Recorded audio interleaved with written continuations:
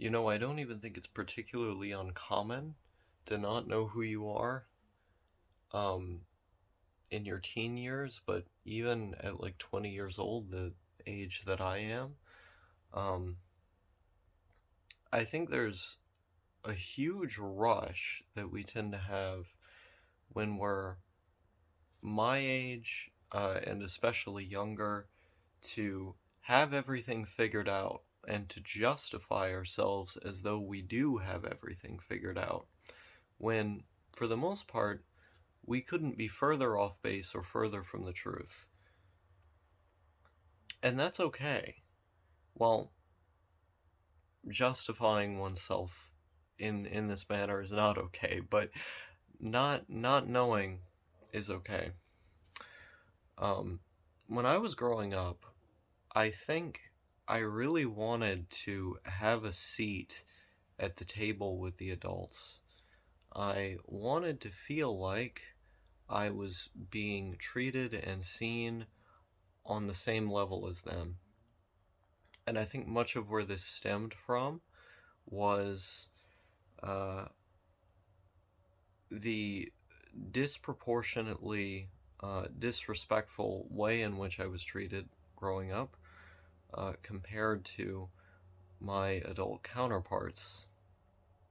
What I didn't realize, however, was that it's possible to be treated with respect as a minor, but also not treated as an adult. I think there were basic facets of human decency that were not being bestowed upon me that should have been. Um, and I sort of came to realize this when I went into school. Um, there was this big speech that I was given at the beginning of sixth grade by my history teacher, and this was also something that a lot of other teachers echoed, albeit not to the same extent, about respect. Or he said, when you go into high school in a couple years, you're going to be treated exactly like an adult, and so we're going to start you off early here. Now, but that means you're going to have to respect me. I give the respect that's due to you if you respect me in return. And it was this big thing, and I hadn't really been exposed to anything like that throughout my youth. It was a very foreign concept to me, the idea that someone so young could be treated with respect. But nonetheless, there I was. And I think it's possible to simultaneously say that it's likely that you'll change your perspective on something, that you'll come to learn new things or feel a different way, and also to not impose that on a younger person. Like I know a lot of people younger than me now who I act as a kind of mediating force in their lives because um, they're simply unwilling to listen to other people who are older, and I end up going like, "Yo, dude, a lot of stuff about you is likely to change, and you're probably not going to feel the way that you do now, but I can say that, and I can present that in a way that doesn't feel like I'm imposing on them, that doesn't feel like I'm being overtly disrespectful. It's about towing a certain line that I feel like a lot of people either don't know how to tow, or they simply have no interest in towing. Like, they don't care. They see the people beneath them as less than people. I don't think that's the case, but Um, I think having people like that doing the thing that I was just describing myself doing in your life ends up halting a lot of this um, supposed need to uh, rush things, to rush things out, to rush the process of adulthood. There's no need to rush. Just be patient. Things will come to you in your own time. But with all that being said, like, this this broader subject of justifying oneself, I find very interesting right now, because There was a time in my life when I felt like I had to have a ready explanation for just about everything I did or thought, and in many respects, this YouTube channel reflected that. I wanted to be understood by other people. I wanted to represent myself. I wanted to be so good at doing those things that as many people as possible would maybe not agree with me or feel like I was advocating for something, um, but could come away from my arguments and feel like, well, a person can feel this way and they have ample reasons to feel that way. Making these videos now is a little strange because I feel as though my focus isn't so much on being understood, it's more on sharing things that I find interesting or advocating on the part of other people. Like, I have no reason to come out here and justify myself, but there is a moral precedent for trying to advocate for other people who don't necessarily have the same linguistic prowess that I do. But, like, for as many people who are much older than me, who feel heard by whatever things I have to say, there's going to be plenty of people who are their peers who look at it and go, well, let's check back on this in several years and see if he feels the same way. And I don't really have anything to say to those people, because the person who's insecure in what they've said about themselves would quickly go like, I need to go DEFCON 3 on these guys. I need to I need to have an explanation ready at the helm. I don't. I just go, maybe you're right, and then I move on. Like, I may feel a certain way, like I'm right, and I do, oftentimes, but because I do, what reason do I have to counter those people? It's like, well, I feel like I'm right now, but maybe I'm not in the future. Why is that a big deal? Like, what is growth and evolution bad? You know, like, why should I care? The fact of the matter is I feel a certain way right now. I'm open to changing that in the future. The whole way that I got to the positions, that I arrived at the positions I'm at now, is by doing that, being open to change. So, like, if I weren't open to change, then I wouldn't even be explaining these things in the first place. And you kind of have to be when you're in the process of growing up. Like, there's just not any alternative. Otherwise, you're going to have some like Peter Pan syndrome type shit where you just never grow up at all. And I don't think that's good. This rebrand of Newports, by the way, this is the best cigarette brand. I realize that Lucky Strike's literally just rebranded Newports, but it's the best. It's the best brand of cigarettes. You don't even know. You don't even know. Like, they don't really exist in like in places that aren't America, but in America, these rebranded Newports are the best cigarettes.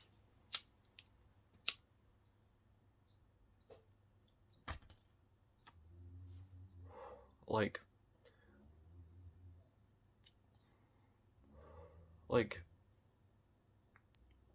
I don't know what the point of this video was meant to be. I think I'm just thinking about a lot of stuff because when this is being recorded, I'm about to go to New York State. And, there's a lot on my mind because of that. Like, being a wagey again, and being in a whole new place, having to be in the process of getting my own apartment to rent and all that. Like, there's a lot of things to focus on.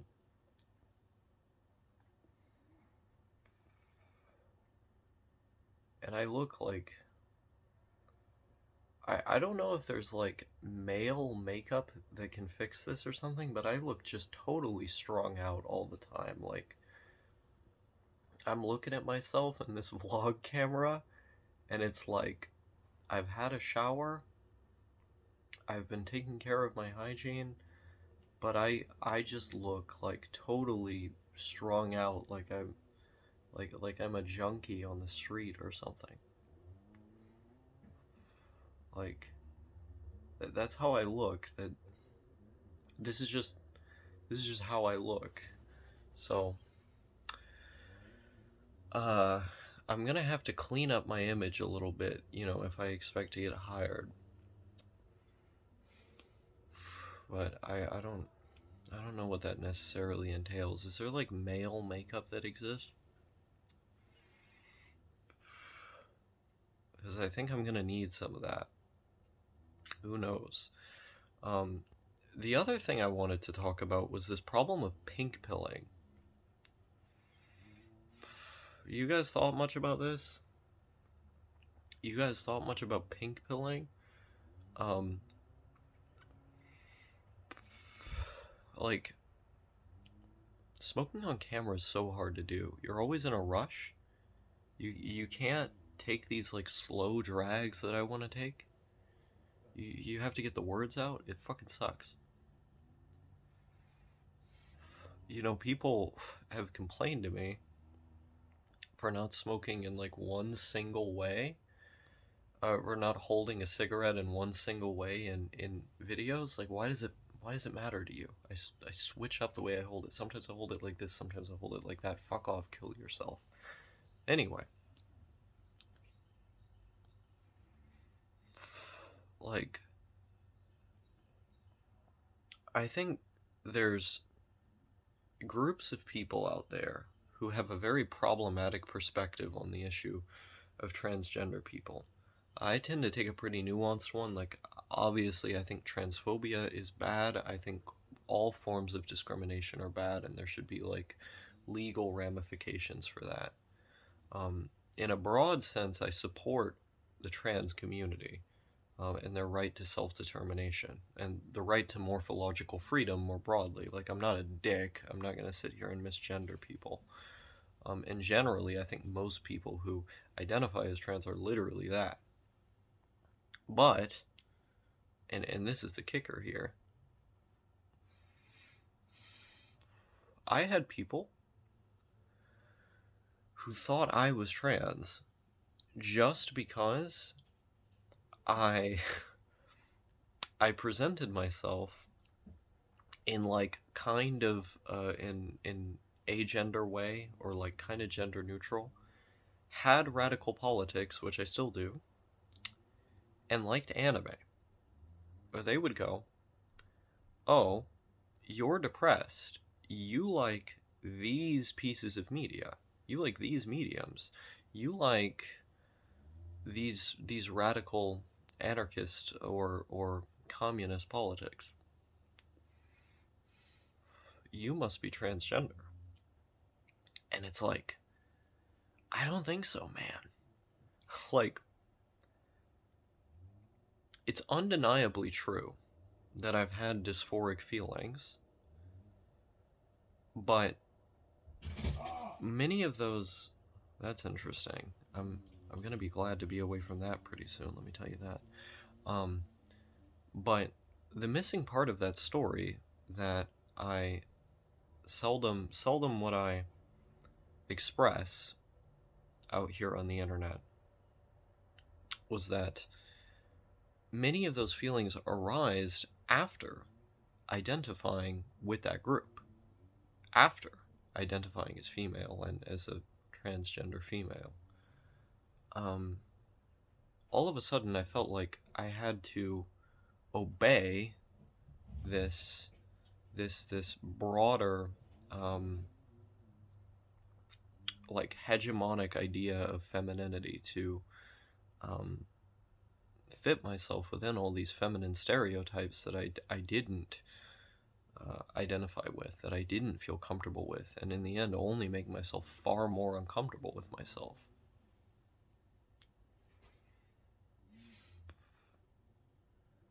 And so all of this new dysphoria ended up arising out of what was like only a fairly small part of my life.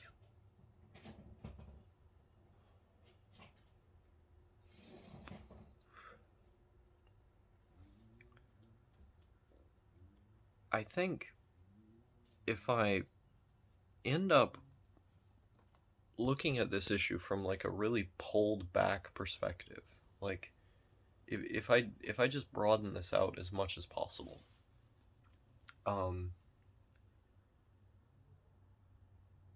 I think much of where my desire to be female at one point ended up coming from was the incredibly essentialist way in which gender roles are looked at where I grew up. Because where I grew up, you could not be a vaguely feminine guy. You could not have, even an inkling of homosexuality, because that meant that you were bad. You were de facto like a bad person if those attributes could accurately describe you. And I ended up being desperate to fit within some kind of mold that was accepted. One of the things that I said that was very emblematic of this was, I would rather be a straight woman than a gay man. And now, nowadays, I see myself as at least partly bisexual. I like women to some extent. There's like multiple women I'm probably going to go shag pretty soon. But, for the most part, and what has been the case for most of my life, I've liked men. Or when I first developed my sexuality, that's what I liked. Only. And this burgeoning bisexuality stuff is a relatively new thing for me. But that was not okay in the extremely evangelical place I grew up in the Bible Belt. And so having those personality traits in tandem with that sexuality created a ripe situation for dysphoria, because if I could simply be another gender, I wouldn't have to worry about all that. That none of that would be a problem anymore. Of course, it doesn't exactly work like that. And what I came to discover when I did take that leap is that I don't want to be that. I don't want to be another gender. I want to be somewhere in between. I want to be able to engage in like gender neutral forms of presentation, sometimes more feminine, sometimes more masculine, and like all manner of things in between. And all the while remain content with an identity that is, at least somewhat based on my biological sex, which is male. One of the reasons why I like the phrase "I'm male but not a man." I don't really see myself as a man. I don't really identify with like super manly things, but I am male. And this was hard for me to come to accept, because I was pushed so much by trans friends of mine to fit within this mold, who felt, I think, oftentimes felt insecure about their own gender or their own identity when they saw me, someone who ended up coming to find that I all that stuff just didn't, it wasn't accurate to me. I wasn't trans. It made them uncomfortable to have to reckon with someone like that. But, like, I am like that. I mean, if you're literally thinking that just liking anime and being an anarchist is like enough to be trans, I think you're kind of you're you're uh you're kind of um going a little nuts. I like, sure, a lot of people fit into these things, but it like it's correlation, not causation. Um, you know, having this gender stuff doesn't cause you to also like all this other, like, maybe for some people it does, but that I feel like there would be way more trans people in the world if that was like a one-to-one thing. Um, so it, I tried to explain this, and a lot of people weren't having it. A lot of people ended up having it slowly over time, but like having that as an outside force was like really obnoxious for me. Um, and I think this is the problem in the broader LGBT movement today, is that there's this like toxic quote unquote believe all women attitude.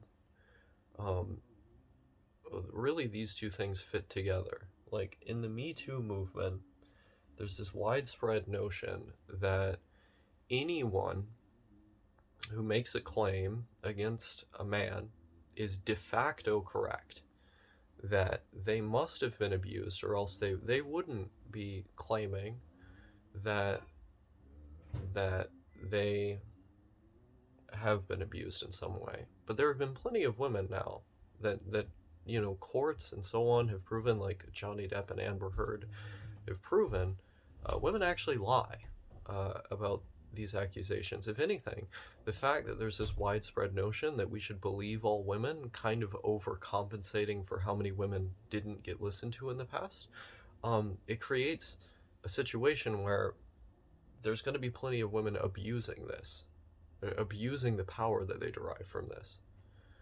You saw that with Johnny Depp and Amber Heard. You saw that with Louis C.K.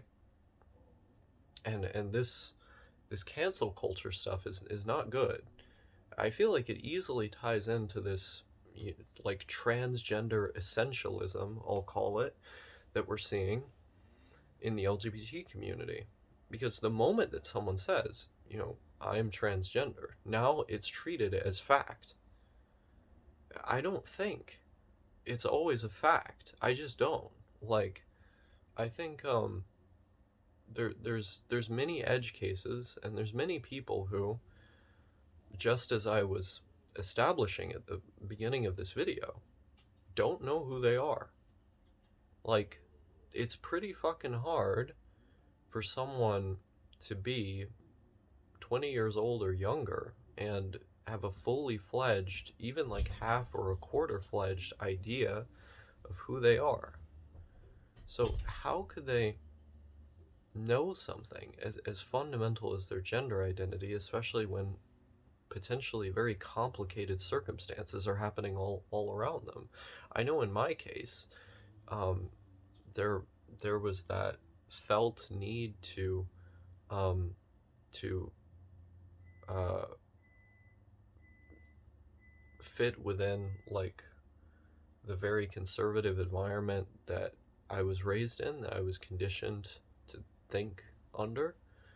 Um, I thought being a woman would make everything easier, as well as like all of this outside, like being pushed from these outside forces to make that transition. And when you don't have like a particularly stable sense of identity, when it's easy to push you in one direction or the other, like that's an incredibly dangerous thing.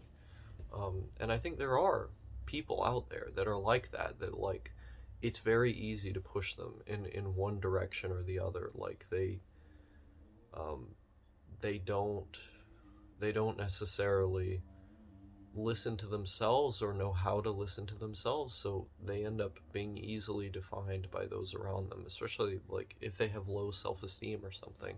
This stuff's really complicated. And I know um, conservatives like to bring up that one study about how like children as young as 2 years old start to have a conception of their gender, like the in showing preference for toys and shit. um, I just want to make it clear. I think trans kids exist. Like, I think if anything, that study that the conservatives like to roll out so often kind of proves that they do, because there are certainly people for whom it is possible to know at that early of an age. Um, I simply contend with the idea that I was one of them. I don't think I was one of them. And I think that would have become clear if I was given some kind of like rigorous, uh, uh, rigorous program in psychiatry. If I talked with a gender specific psychiatrist as a child and we went through all of it, I think come puberty, I would have just accepted that I was gay, and then that would have been the end of it.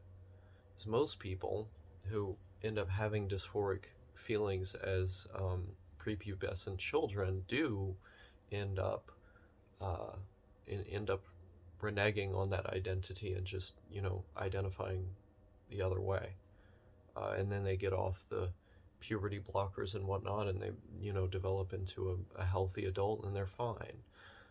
Those people who keep feeling that way after come puberty time, those people need real help. I think there are, again, edge cases that don't always respond to treatment, or they're not they're not right for it, and that's a very small percentage of people, but they're important to take note of. That doesn't mean like the entirety of the practice should be thrown out just because there are people who don't respond well to it. Like, are we going to get rid of all SSRIs for that reason? Like, there seem to be plenty of kids who have an issue like depression or anxiety, and they're well helped by uh, those existing treatments. And so like it really is just a matter of risk assessment with the doctor spending a lot of time with them and with the parents. Like, I don't want to be at risk of sounding transphobic with this video. Um, what I'm attempting to impress upon the audience is that there is nuance to this issue. Like, there's nuance to every issue. And I understand, um, like, the willingness, or rather, unwillingness to uh, cede some ground to nuance, um, given the current cultural climate that we're in. Like, there are some incredibly fascistic elements in this country that are attempting to ban um, gender affirming care for literally everyone, not just kids, and that seems to have disproportionately bad health outcomes for those people who are affected. But um, much like with the legalization of other drugs or other therapies, I think the only way to propagate a healthy view of this in the broader consciousness, and therefore support, is to leave room for nuance. There was this, like, back when marijuana was being legalized all across the country, um, there I feel like there was this like widespread insecurity among advocates and the broader movement, um, that ended up culminating in people saying, well, marijuana has no issues whatsoever. There's no adverse health outcomes associated with it, no problems. You can just smoke weed all the time, and it's way better than drinking all the time. Therefore, there's no problems with it. And it's like, well, it may be way better than drinking all the time, but that doesn't mean there's no problems. But like, people were afraid of talking about issues like addiction or dopamine downregulation or psychosis that are no doubt associated with heavy marijuana use or some marijuana use. Um, issues with adolescence, smoking pot. Like, these things are pertinent issues, and I think they could have been discussed alongside um, the myriad of benefits, but um, in all of their zeal to legalize, they ended up putting out an image of the drug that I do not think reflected reality. And sure, that may have worked to push policy uh, in an immediate sense, but I think you can only have a lasting policy change, and therefore a healthy change in policy, if it is enacted with all of the facts on the table, with proper regulation to account for those facts. And it seems like in certain states we are getting, a more nuanced view on these things. I think by far the most pertinent argument for legalizing that drug, or really any of them, is that it's a personal freedom issue. People who have problems should have treatment available to them and should be able to get help. But for everybody who is not um, causing direct physical or emotional harm to those around them, they should be allowed to do whatever they want with themselves. And I think that's by far the best-selling argument. You can make that while debunking certain like extreme myths regarding the issue, but also you can acknowledge, the very real risks involved at the same time that you do that. I'll be the first to admit that marijuana and every other drug have widespread, like, insane propaganda tied to them that, like, you could spend all day debunking. But should we only be debunking those things? I don't think so. And I think much is the same case for gender affirming care. And the two can be, these things aren't mutually exclusive. You can defend them simultaneously. Um, and in so doing, adopt a policy approach that ends up uh, tending to the needs of the people like myself, and also the people like those kids who are at disproportionate risk of committing suicide if they don't get some kind of gender affirming care. Um, you know, there's there's respect missing here, I think, to tie it all back around. Like, there respect to the issue, respect to the people involved. Um, I just wish that these things could be seen in a more nuanced way. Um, with all that being said, I really don't like this pink pilling stuff. Like, guys, really calm down with this stuff. Like, you're only making your movement look worse by doing this. Um, people can do whatever they want with their own bodies, even if they end up regretting it. But like, wow, like, it. You're not de facto trans if you like extreme politics and anime or whatever. Like, just calm down, you know, just calm down. Like, everybody needs to take a step back, you know, take the temperature of the room.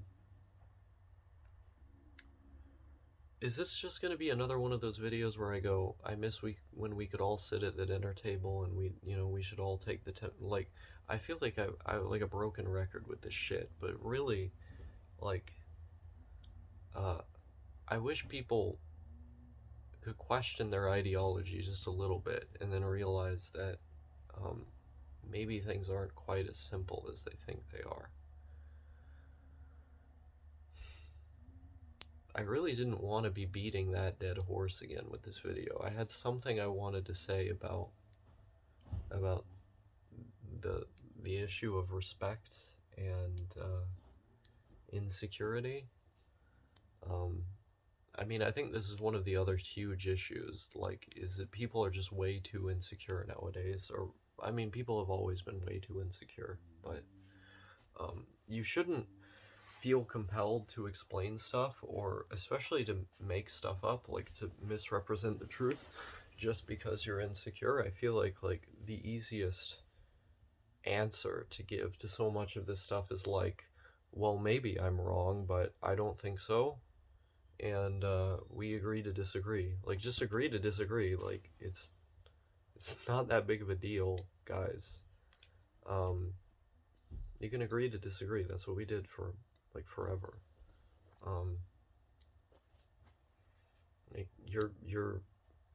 I was about to say your existence as a person isn't contingent on this, but with something like the trans issue, it kind of is. And like when we start talking about like other marginalized groups, like people who use marijuana or just about any other drug, it's like people are going to jail for this. Like, people are losing their entire lives because of this stuff. So I understand people getting lost in all of their zeal to present these issues in a way that's most palatable to the public. I just have to wonder, like, what harm does that also do to the public when we haven't, like, taken all of the truth into consideration, you know? I don't like this, like, really utilitarian way of looking at it, where, like, sure, some people might be harmed because we're not talking about these things in a truthful manner, but the amount of people who will be saved from criminalization or suicide or any of these other things, like, uh, by telling more of a rosy picture of things, is worth it. I don't like making calculations like that. Um, I think there's got to be another way. Like, there's got to be another way to address these issues and not have it, um, not have us throw the truth away at the same time. You know? I don't know. Joe Biden is too timid. It's time to legalize cocaine.